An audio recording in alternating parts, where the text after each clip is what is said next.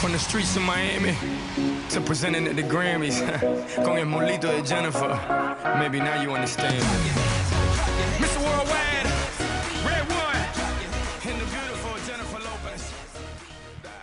So good morning, everyone, and welcome to the 2013 National Charter Schools Conference. Please join me again in thanking Armando Perez for those inspiring remarks.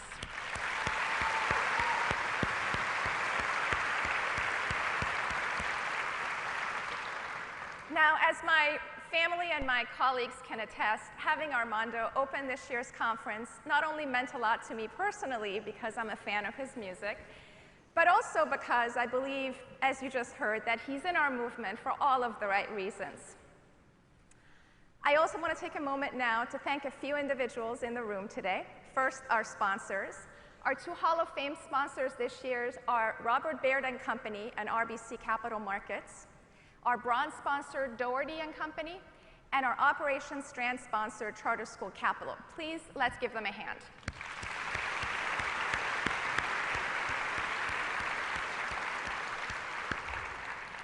I'd also like to take a moment now to recognize the members of my board of directors, our funders, and the members of our State Leaders Council who are so committed to the charter school movement. Please take a stand. Okay, stand up. Thank you. Good.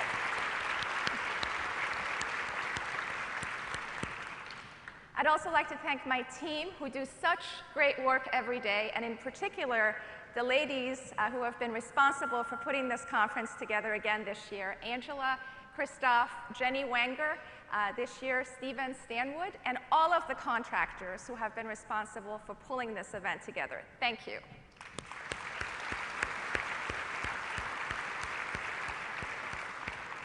And finally, I'd like to take a moment also to recognize three other individuals in the house today: my mom, my daughter Sophia, and my husband.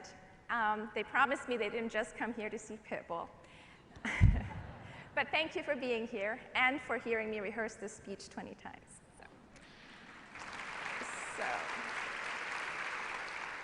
So you know, we picked the theme of this year's conference, Delivering on the Dream, because that's exactly what we do every single day.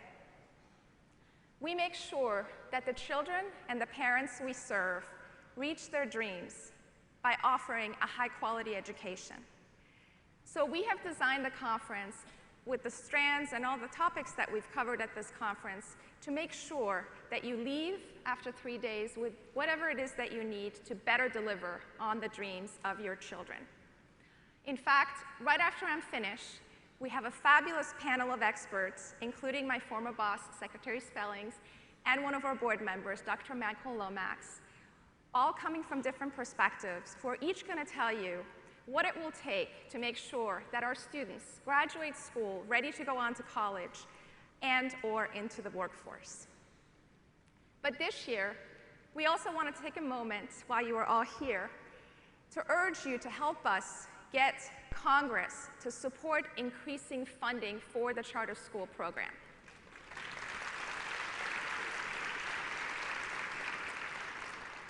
As many of you know, the federal charter school program provides critical seed funding for the creation, expansion, and replication of charter schools around the country.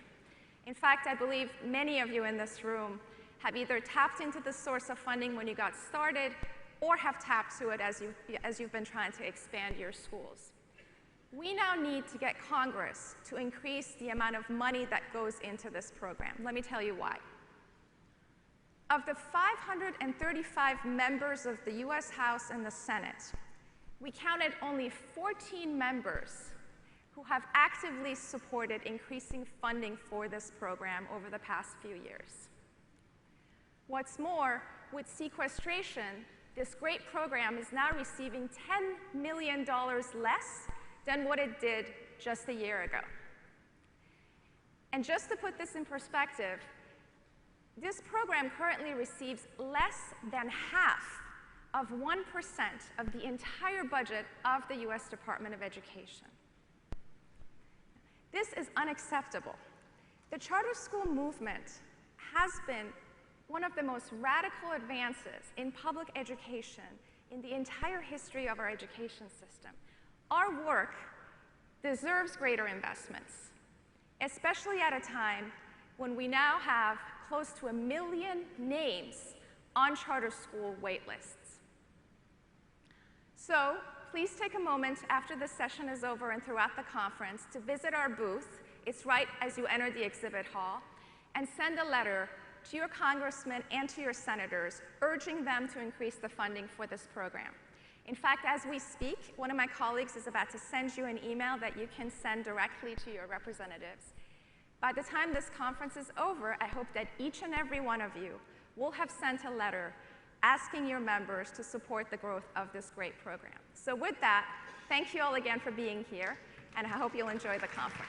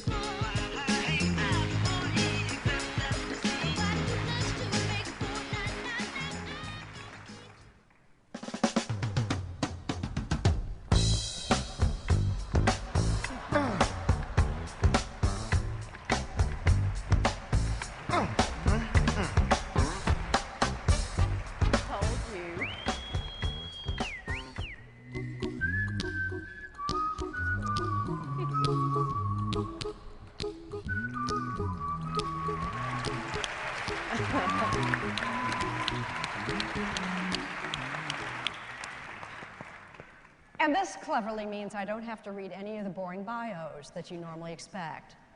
You have in your packets information about, if you want to know more about these intelligent people, Craig, Anna, Michael, and Margaret. I am Jane. I'm going to begin by putting on my glasses. In the about 38 minutes that we have allotted for this comprehensive discussion, we're going to range wide over partnerships, grit, backbone, unpacking, affordability, and accountability. We're going to mix it up. I'd like to begin, though, with an excerpt from a blog that was written by a young tutor mentor at the Match School in Boston. They stayed at school until 5 p.m. every day, a lot of them till 6 or 7. They rode the T before sunrise and after dark, an hour or more one way. They had 6-day school weeks as sophomores. They passed with a 70. They took AP classes at BU. They came from beautiful homes, broken homes, and no homes. And they're all going to college, all of them.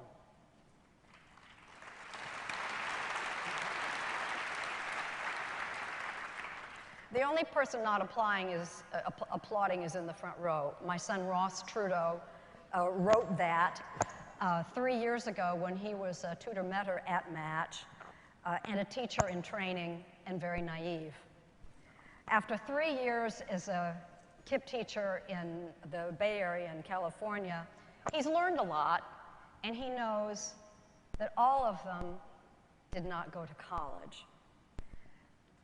I don't know what the stat is. I've been told that half of low-income kids who get into college don't go in the fall, don't show up. Well, you know, it is a naive, it's a wonderful and idealistic sense of what might happen, possibility, but it's just not real. I mean, you know, so for a high-performing low-income kid in America today has a 1 in 10 chance of completing college.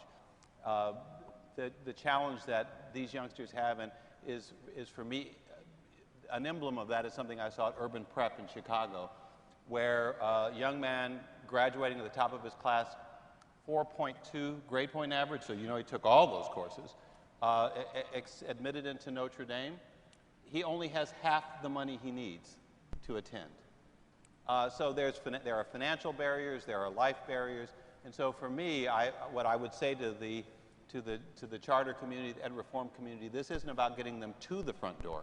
This is about getting them through the door and all the way to completion. That's why we're talking about deliver the dream.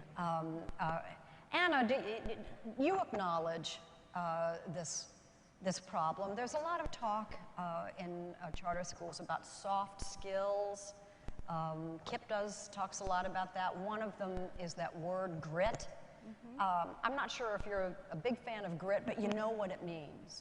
I know what grit means, and you know, it's really about that sense of agency within a child, and it's not just the child, but also how the child interacts with their family support network. And issues of persistence and resiliency are developed over time, and it's really about engaging kids authentically in processing their experiences and learning from them, and really developing those skills that are going to make them more resilient and effective human beings. The reason we're talking about that is without the skill, they don't go to college, or if they get to college, the irony that kids who know so much adversity Right.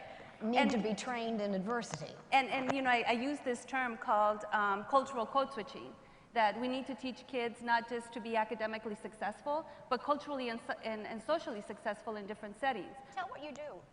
Well, we have a very comprehensive program that really addresses a lot of the soft skills that kids need in order to be successful outside of their community. And we have a 5-pronged approach where we really take kids through a journey at Camino Nuevo where we expose them to civic engagement so that they understand how the city works, what their place is in their school, in their city, in their community. We also look at socio-emotional needs and what the student and the family needs. We expose them to arts and cultural events so that they have some knowledge of the world beyond their immediate community.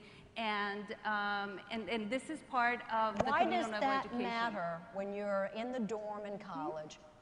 What difference does all of that make? Well, you have to find common ground with people that are different from you. And when you can engage someone in a conversation about a cultural experience that you might have in common, that opens the door to engaging in dialogues about other things, and you break down those barriers that make you different from the communities that you're entering. I mean, if you take a Camino Nuevo student, they've grown up in MacArthur Park. They probably have only gotten out of this immediate community when the school has taken them out, or perhaps they were part of a mentoring program. We get them into a private school in the East Coast, say Middlebury College, where I went. The majority of our kids would not survive if they did not have those soft skills that would allow them to engage in a foreign environment with people that have experiences very different from their own. And so they have to find some common ground. And what we're trying to do at Camino Nuevo is not just prepare them academically, but give them those set of skills that can be a toolkit that they can refer to in overcoming some of the social cultural barriers that prevent them from succeeding in higher education. I'm interested to know how eager Margaret is to change the subject. Well, I'm sitting here thinking, okay, well, obviously, you know, the things that Michael has said about affordability, and frankly, the fact that the Congress hasn't acted on the student loan interest rate issues, I'm sure has a lot of uncertainty just coming for this you know, fall, as well as these issues about agency and fitting in. But the truth of the matter is, most of the kids that we're getting out of high school are unprepared to be successful. They're not taking classes at BU.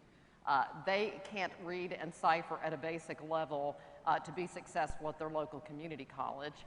And that, of course, is in addition to the large number of students who drop out and don't even get to graduation Margaret, day. are you So talking my about reality charter is, school kids or I'm the talking about the population generally, general. and why, you know, accountability for achievement of kids who have been left behind, to use my parlance, is so important and so powerful, because if they get forgotten, which I'm worried about us doing right now, then we negate the appetite for innovation.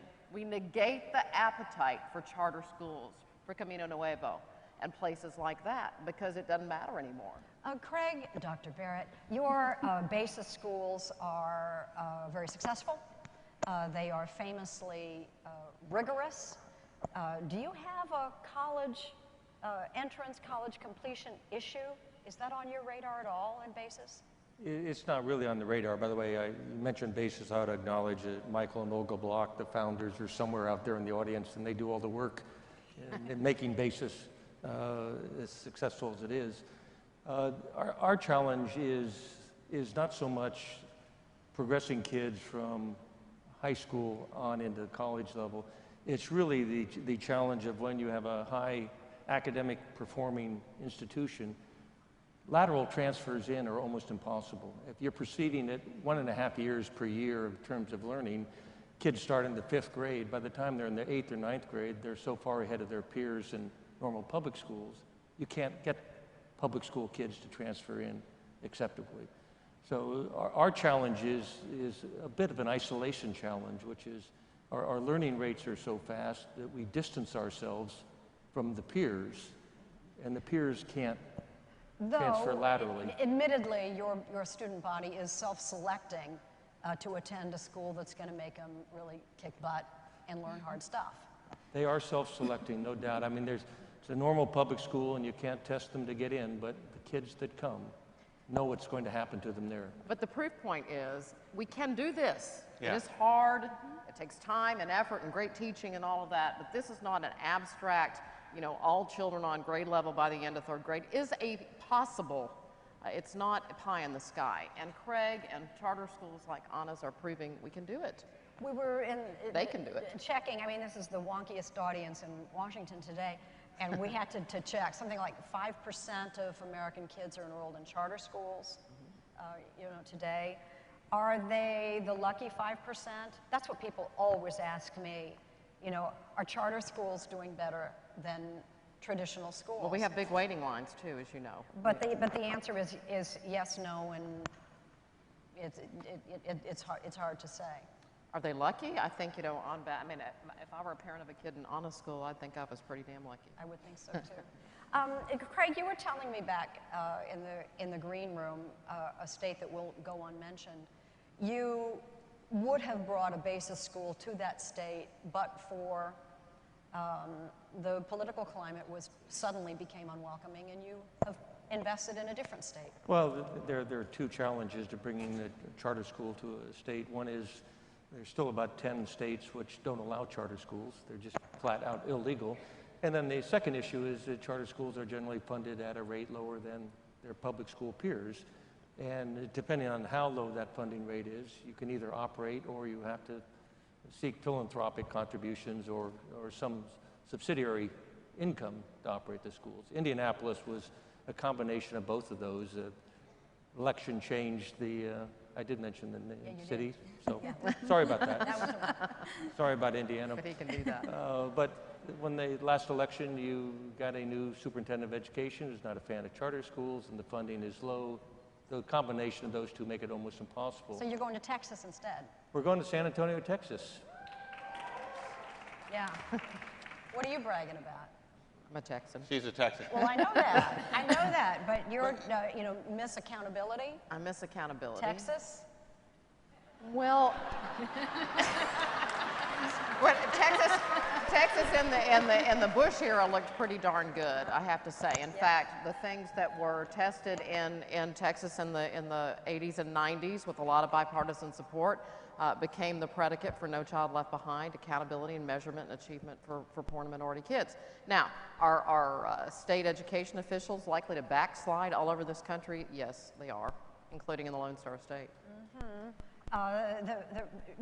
Maybe we're getting into this discussion a little earlier than I intended, but let's just go there. It doesn't matter what your politics are, but the fact that we know you are a Republican, Craig self-identifies as a Republican in the middle, we won't talk about that. But we've got them surrounded. But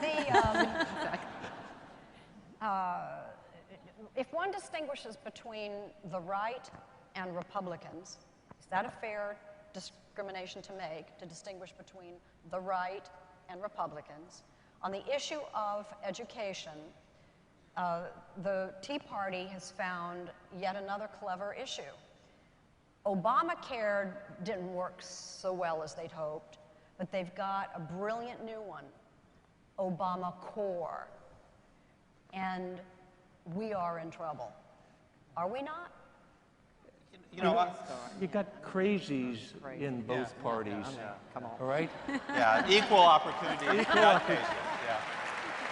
Yeah.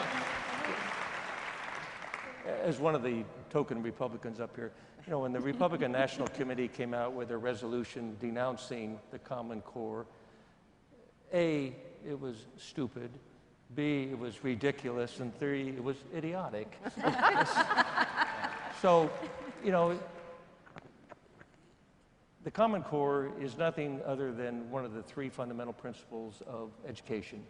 High expectations or standards, good teachers, and some accountability in the system. Every great school operates with those 3 principles in place. Amen. So for a party that believes in self-initiative and all this other good stuff the Republicans claim, to come out against high expectations or high standards and try to blame it on the United Nations, Obama, Martians, any other liberal cause you can think of, it's just stupid. I mean, it's kind of the party throwing a bone to the far right wing and say, now are you happy, and it's not important, and then going on their way. You know, Let me jump in there, because, you know, I think we've made so much in this country partisan and political. I was an elected official. I had to declare a party when I did that. I stopped being an elected official 20 years ago. I don't want to declare here today because I don't think that label is helpful. We have a real problem in this country, and that is, you can give me a hand, I like getting a hand. I think we have a real problem in this country, and that is that we don't have all Americans understanding how consequential it is that our kids get a globally competitive education. They don't understand. And so people are willing to do all kinds of very cynical things to divide us on this, when at the end of the day, it's not just low-income black and brown kids who are not getting world-class education. Amen. By the way, it's white, middle-class kids who aren't getting them either. Now, what we have demonstrated with high-performing charter schools is that you can take kids who would otherwise be, you know, getting a terrible education and being viewed as incapable of getting a great education, and if you really work hard and are relentless about it, you can perform some. You can educate them. They can compete at a global level. That's what, you know, competition and choice is demonstrating. That ain't enough. We've got to build a broader understanding. It can't just be folks in Washington, governors and mayors making these decisions. We can't trust them with this. We've got to have parents, we've got to have ministers, we've got to have community leaders, understanding that if we don't build a college-going culture in this country, we are in trouble. I got to ask you a question. So I take the train down. I'm from Indianapolis, but I take the train down from New York City, where I live. A mayoral election is upon us. Not one of the 5 Democrats running for mayor would I describe as an education reform supporter. I want to jump in there because, you know, we obviously have issues on the right with the Common Core and standards and accountability and Washington intervening in anything. But we also have them on the left. Yes. And what we have, and everybody in this room knows this who's tried to advocate for a charter school in their own political environment, is this kind of unholy alliance in education between what I'll call the Federalist Republicans, no standards, no achievement, no accountability, no metrics, whatever, and the sort of status quo education flame keepers of, we don't really want transparency, give us the money, leave us alone, and you put those things together and you have a very worrisome thing. And that's what Michael is saying to all of us. We need to build the voice on the other side, which has been carried by the civil rights community and the business community, leaders like Craig Barrett. I don't understand why education reform has not become a civil rights movement. Don't understand why not. Because we're not really serious about it, because here's what happens, Jane, this is just my view after a few decades in this. When you start to, and this is what's happening, peel this onion and we say, holy cow, we have lots and lots of poor and minority kids who are not achieving as they should. And then this question becomes, well, how are we going to resource that problem? The dirty secret is, if you have a PhD and loads of experience, you are at cream puff high teaching AP to the sons and daughters of PhD, National Science Foundation folks. And if you're poor and minority, you are out there with your precious son, second-year teacher, working his butt off, et cetera. And so, I mean, we're just not serious about how we're resourcing the problem. And that's what makes grown-ups of every political stripe and persuasion real uncomfortable. Michael, I know you, and thank you for this, are going out to Indianapolis with the Mind Trust, my affiliation, to help build some bridges with a community. You have described this room we're sitting in as a bubble. If we aren't necessarily left, or we're not necessarily right, we're not Republicans, we're not Democrat, what we are is elitist. And I think our representation in this room belies the fact that we're mostly white. Yeah. Well, look, I think it's wonderful that we've got a committed cadre of Americans, regardless of race, gender, religion, economic background, committed to ensuring that low-income kids of color get great educations. And they're having an impact. What I would say is it's not enough. It's, I'm on the KIP board. I've been on the Teach for America board for a decade and a half. I have worked in ed reform. We've demonstrated that we can make a difference, but we're not scaling this. So, so we got to get outside this bubble, and we've got to figure out how do we do more than just build a sense of mission among the parents we're touching and the kids we're touching. Now they're important, they're beginning points, but how do we engage the people who influence these communities? Well, I mean, we got to get out there and organize. And some of that is beginning to happen, but I would still say that this is a movement for me which feels more like it's being imposed on communities than really growing up in the communities. And so I think it has to be more diverse. You have to meet people where they are and convince them and bring them along. But I think we all know that. You have to bring them along. How? Anna, help? Well, I would say that, the charter movement does have the barrier of being perceived as a white movement that's educating kids of color, and we really need to be much more intentional about challenging that perception, and really intentional about supporting leaders of color to open charter schools and to have a presence and to work with their communities in ways that we haven't done in the past in the movement. Can I just because I want to come back to, look, I think, so we can all agree, we'll probably get in violent agreement, we need to broaden the base of support. I think we also have to take on some tough issues. I think we have to take on testing. Why does testing matter? Why is it important? And, and we've got people who treat testing as if it were, some horrible thing, because, I know what testing had meant 30 or 40 years ago for me. If you didn't get the opportunity to get the good courses, then you weren't going to do well on the testing. But today, testing is something different, and I think we've got to build an understanding of that. We've got to get people to understand that rigorous academics are for all of our kids, not just for some of them. And we cannot build a movement around a mythical problem. Testing reveals precisely and specifically where our problems are, who our problems are, and how we ought to resource the problem. And so what we're seeing right now, Jane, in our country is a series of waivers being deployed all across the country, creating kind of this crazy quilt of confusion, I think, for parents.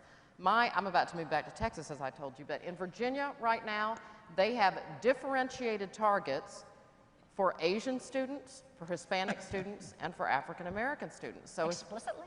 Explicitly, what President Bush used to call the soft bigotry of low expectations. Now, they would argue that, well, those targets are still great progress from where we are now, and that's true, But this idea that, 78% of the Asians should be expected to meet a target, but only 54% of the African American students is just not, in my view, sort of how we think about our country.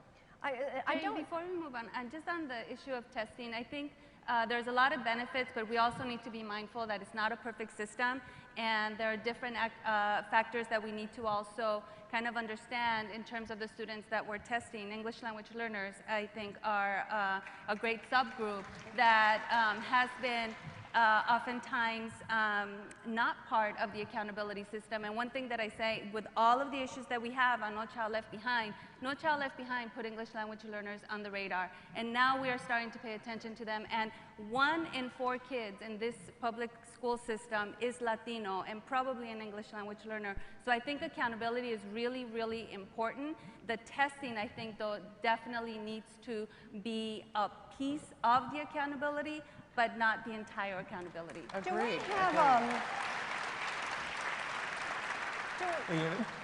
Jane, just as the token business person up here, there's not much in life that you don't get tested on as you go through life. And this concept that you can't test kids or testing is demeaning to the child, the teacher, the school, the district, whatever, at the elementary or secondary school level, I find absolutely nuts. As an engineer, if you don't know where a problem is, you can't fix the problem. Testing tells you where the problem is. And you might as well get kids used to this, because that's what they're going to find in their careers when they get out of school. Every bit of life. That can be a hard sell, though. When we first started, one of the words I promised we would discuss was your word, Craig, backbone. And you have said this is not a kid problem, this is an adult problem. The backbone that you were referring to was your fellow business communities. You want to see and have talked to the Chamber of Commerce about standing up and doing battle for the Common Core. You've got 2 problems. You've got the local or parental problem, which is just beginning to realize that education is a problem in the U.S. compared to our international peers. You've got the business problem, which is the ultimate consumer of the education system, which is finally starting to stand up. And it's even though the U.S. Chamber is kind of a right-wing organization or a Republican organization, the Business Roundtable is equivalent, both of those organizations are foursquare behind the Common Core standards. They recognize unless you raise the expectations of the education system, it's not going to get any better. I'm taking my necklace off because they're mad at you. It's annoying everyone. So, okay. But you do have the business community now rallying behind education reform. Those of us on the stage this rally happened? Those of us on the stage have been talking about education reform for 40 or 50 years. Every study in the subject, from Pursuit of Excellence in 58 onward, Nation at Risk, Before It's Too Late, everything has said exactly the same thing. The principles I mentioned before: good teachers, high expectations, some tension or accountability in the system. It is not rocket science. It is pretty straightforward. The system, the adults, have resisted that. We need to fix the adults. The only way you fix the kids is to fix the adults in the system. And we're not serious. Jane, I sometimes say, if half the school lunches, I told you half the kids are getting out of high school, minority kids, on time. If half the school lunches served today were tainted, people would be on fire. If kids were getting food poisoning from the school lunch, people would be on fire about it. But the half of the kids getting out of high school, nobody seems to care too much. We did some polling of parents of low-income parents with kids in public schools across the country, here in Washington, D.C., in Detroit, and Chicago, all around the country. And these are parents who were deeply engaged in their kids' lives. They were making sure they got to school. They had high expectations. They wanted them to go to college. And you ask them, what were they looking for in a really good school? First thing they were looking for is safety. Safe, now. Okay, it's real, I get it. What was a good teacher? Someone who is nice to my child. What is a good school leader? Someone who is respectful of me when I come in. All of the measures that were important to them were qualitative. those parents need to understand that it is the rigor of the academics. It's what's happening inside that classroom every day for that child. Whether they know that math, or they know that writing, or they know that reading, or that they know that science themselves, that's what defines a really good teacher and a really good school. And the dreams that they have for their kids will be realized only if their children are getting that. We're not tapping into the base of support that we really need to have. People don't understand. I mean, you said it's not rocket science, and I'm glad the chamber gets it. But gee whiz, we got to get more than the chamber. We got to get the ministers to understand it. We got to get the community leaders to understand it. That's what I want to ask. If we are not blind to our inability to frame the issue in an understandable, relatable way, when you say accountability, when you say rigor, when you say testing, if you know those words are off-putting to the people that you are trying to reach, Common Core, well, you know, the right wing coming up with words like Obama Core, that's damn clever. Napalm. Why can't we reframe the issue? You know, we know we've got a good product. It's a success product. We know it's a national security issue that we educate all of our kids. So we've got a good issue. What's with our inability to market it, to brand it properly? I mean, you're the media person up here on the panel. You're the strategic person up here on the panel. You know, I have some theories about this. I think parents have anxiety themselves about their own experience, Yes. no matter where you come from. And you know, the whole experience of interacting with the system is unfriendly and intimidating, no matter who you are. Well, or do you where know what sit. Michael said? You said earlier about you had been invited to participate in some kind of a test to see how kippish you were, or what was the word? Well, I was invited to be on a panel, Are You Smarter Than a Kipster? And Who's since I smarter than a knew that I kipster? wasn't, I wouldn't be on the panel. But, you know, I've got a grandson who attends a KIPP school. It's the best education he's going to get in Atlanta today is attending not a private school, in my view. It's attending a very rigorous and demanding charter school. He's learning things that I don't know. Exactly. And I'm highly educated, you know, and that's what I want. And he's doing very well. But you know what's really bad about this? He's doing very well on a low standard. He's in Georgia. You know, the test that he's taking in Georgia is not really going to make him globally competitive. So we've got to push even harder than that. So how do we make parents and communities that haven't had the benefit of a great education understand that what was good enough a decade or 2 decades ago is not going to be good enough in the future? That's the challenge. Nina Reese made a really good observation. Nina, who welcomed us all here, that every year we're graduating charter school kids, and not to mention the mother load, pardon the pun, of parents who are really supportive, who are going to be the next generation of education reform advocates. Maybe that's all we're waiting for, is for them to grow up and grow into the passion to advocate for what they got and what they'd like their children to have. I think it's actually going to happen faster than that. If you look at Arizona, we've got 14% of our kids in charter schools now. Where is the tipping point? When you have 20% of your kids in charter schools, every one of those good charter schools has a big waiting list to get in. Is that the tipping point to turn the whole community over? If you look at New Orleans, they rebuilt the system with the charter school system. You look at any of the national rankings of schools, the top schools are typically not open public high schools, they're charter schools, magnet schools, special schools of some sort. I think it's happening faster than that. If you could get the politicians to just basically say, hey, close down the bad charter schools, close down the bad public schools, keep the good public schools, the good charter schools in place, allow competition, allow choice. Oh, I hear howling. Oh, I hear howling is... Where's the howling? Okay. Yeah, against closing down anything. It's happening where it's allowed to happen. And when you get the rankings and the quality of education that comes out of this system, I think you're going to see an exponential demand for it. That sort of thing, I mean, I'm with you on this howling. I mean, it cost, you know, Michelle Rhee her job. I mean, because she delivered results by any measure, like you cannot believe. Frankly, using a lot of charter schools, you know, alternatively certified teachers and so forth. And the community said, wait a minute, we're not for that. We want to walk by. But you know, the policies haven't changed in DC at all under Kaya. Kaya Henderson is doing it a little differently. I mean, you know, and I love Michelle, but I would say, you know, her bedside manner probably wasn't the most endearing. And so I think you have to have those people who are going to break the eggs and those who are going to make the omelet. I want to talk about breaking eggs. Last week, Arnie Duncan, who was coming here tomorrow, gave a robust defense of the Common Core to editors and such.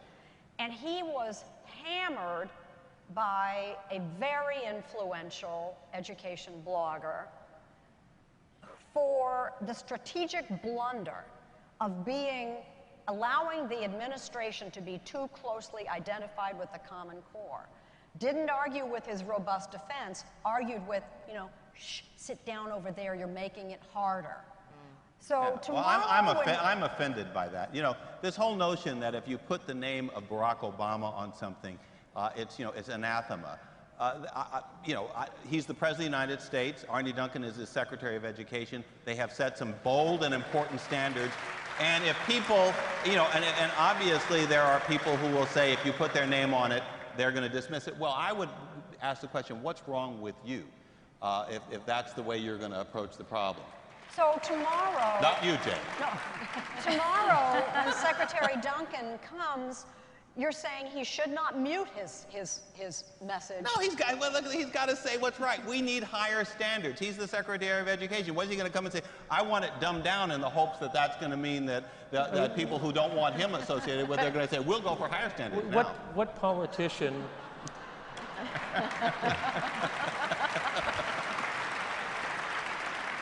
They'll get Phyllis Shapley now. What politician doesn't try to put their name on something that's good, even if they've had anything to do about it or not? Common Core started under W, right? Not under Obama's. And neither Spellings, nor Duncan, nor Obama, nor Bush were involved with it. Governors, state school, chief operating officers, the private sector drove it. But how quickly some governors are rolling over on and we've got 34 races next year, and it's going to be worrisome. Let's roll them over and the point is, I mean, I'm offended by it too, but I take this writer's point, and that's why you need Craig Barrett and Margaret Spellings and Jeb Bush, and you know, people from this side of the aisle to say, wait just a minute, because we're getting drowned out by, you know, the naysayers. Well, and let me just tell you, you also need to engage Michael Lomax and Anna and others to say, in our community, maybe you want your kids to get lower standards. I want my kids to be able to meet the standards of the English language arts. You know, you look at what you're doing out there. You're doing great work in a lot of these schools. You're seeing African American kids do very well in math, but they're not continuing to do as well in English language arts. And I will tell you, as a former English teacher, and an English professor at Emory and at Spelman and Morehouse, that if they can't write, if they can't speak, they cannot compete. And so, you know, what I want to tell, I want those kids to understand, and I want their parents who have gone through hell over the last 4 or 5 years of a terrible recession and unemployment, that if you want your child to have the prospects of a good job and a good life and a healthy economic life, you better make sure that they're getting the best education, because that's where the jobs are going to be in the 21st century. I think if we really tell make the business case to low-income parents, make them understand what the consequences are of their kid reading at grade level at the 3rd grade and at another, I mean, then I think we'll build a broader Michael, basis. you should have been we've got just enough time left.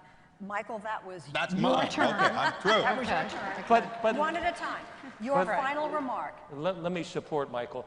Not only do you want the business community telling the parents, not only lower economic class, but middle and upper class parents the same story, but you want the business community to tell the governor, you don't want to support Common Core, you don't want to support higher expectations of performance in your schools, our plant is going to the state that does. All right. And you're starting to see that now. That is the ultimate economic message that you give to the political sector to get them to understand the severity of the situation, period. We're going to change public education community by community, and it needs to come from the parents, and we need to be very aware of how we work with parents and meet them where they are, because it's not about telling them the information. We give them a lot of information. It's about providing access to the information to them in a way that they can understand it, and they can really support their kids in achieving those academic goals that we want for them. And we've learned a lot in the charter movement, and I think it's really important for us to engage others in the learning that we've done, and that we are more intentional about doing that, because 5% is not enough. There's a lot of kids that we're losing, and we've learned something, we're doing something really well that we need to share. So we are in a shoot the messenger phase with either shooting Common Core or shooting standards and accountability, both essential ingredients to doing what Anna has just said. And you know, we need to come to terms with the bad news that we will and are receiving about how many kids, I mean, we had a whole lot of kids who couldn't read on grade level. Wait till you see how it looks when we're charting against the Common Core. And we need to be prepared to accept that news and resource around the problem in ways like Anna is doing. I don't know if we're tough enough. Well, we are. We I know are. you are.